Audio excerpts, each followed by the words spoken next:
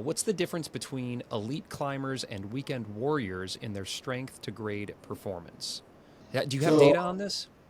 yeah, there's some papers on this for sure, and it's large. Like a Hmm. lot of the highest level, highest elite level athletes, their strength to weight ratio is like 2 on 23 millimeter edge. Is a lot of the tested edges, and I think Lattice's numbers they use. I don't know if they still use their 20 mil edge, but theirs also are high, right? So there's a good relationship with the highest level athletes can do one arm hangs pretty much on those edge sizes, right? Right. Which is huge. And so weekend warrior stuff is going to be like 1.3 to 1.5 strength to weight ratio, right? And so big difference in strength to weight ratio. But the most important thing that I thought of with that question, which was great, is like there's a big genetic component, but there's also a huge developmental component.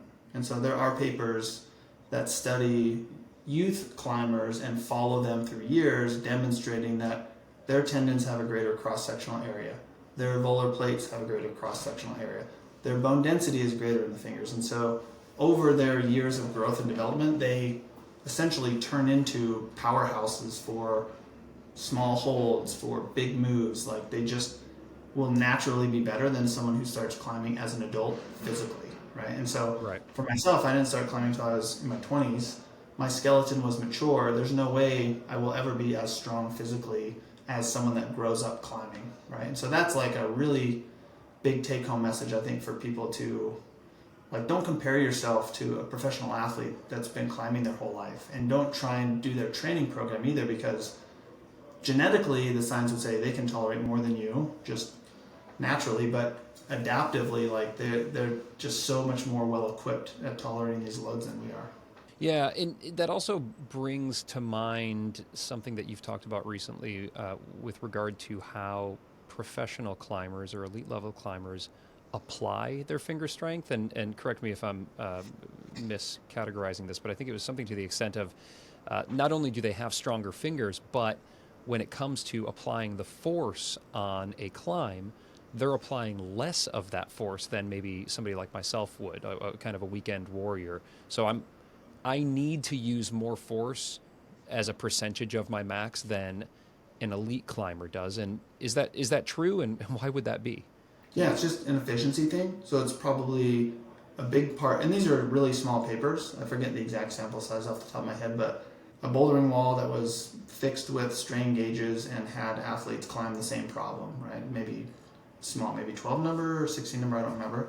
But small number of athletes, but the elite level athletes used and applied less force on the holds. And so essentially it's like they're good at the timing. So it's a big part timing, but it's Mm. not really stronger athletes apply more force to the holds. They apply as little as necessary for their body to stick to that hold. And so they know their body way better than anyone else would know their body. And so from years of climbing and practice and skills, and like they know approximate distances, the grip type they're going to use, the pressure distribution. And because of that, the timing is really good, and the ability to like use as minimal effort as possible is very high.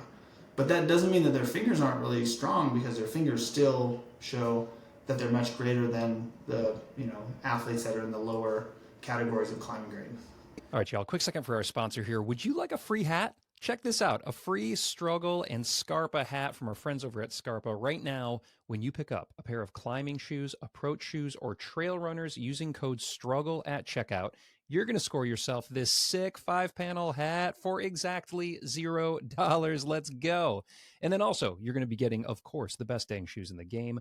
For over a decade, I've been using Scarpas on the board, on the sets, and out on rock, as have crushers like Nathaniel Coleman, Alex Puccio, and Aiden Roberts, just to name a few. These shoes are amazing, y'all. Grab yourself some fresh rubber and a free hat using code STRUGGLE over at scarpa.com. That link is right down there in your show notes.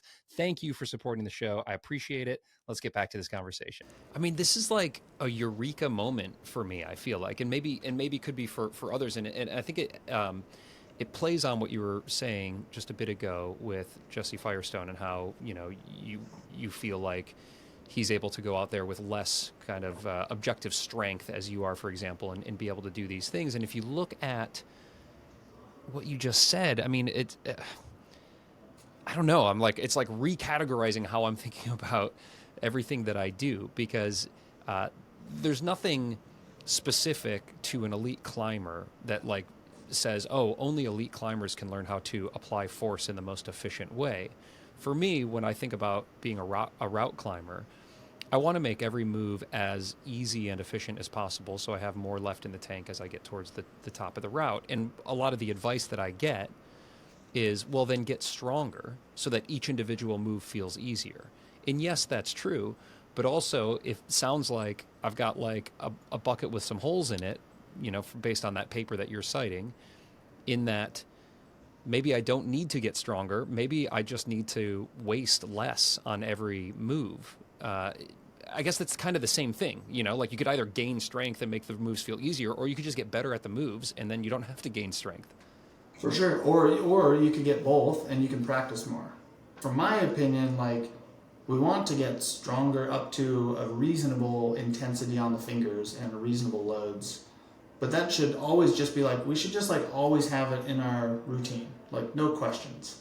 But that should only give you more practice time for being efficient at holds that are like at your limit, that things are at your limit. But you absolutely always want to apply as little force as you can in an efficient way, and then get through the sequence and continue rolling through. And that's essentially what the flow state stuff is. And I think even Lattice's, they did a paper with Josh and I forget the other pro climber's name, and they used their run to measure the difference between a start hold and a finish hold. And the pro climber, sure enough, used less force. There were more efficient movement, more foot pressure. And so it's like it should make sense to people that have been climbing a long time, but like it's important for everyone maybe to hear that. Like that's what makes climbers send elite things, right? They're obviously hard on the fingers, but that doesn't mean they're trying to apply as much force as possible. It's just all about like the timing and the minimum amount necessary. Hey, if you like this video, check out these here because they are banger, and also subscribe to the channel because I put out a fresh video every single week with one of the best rock climbers in the world. Let's go.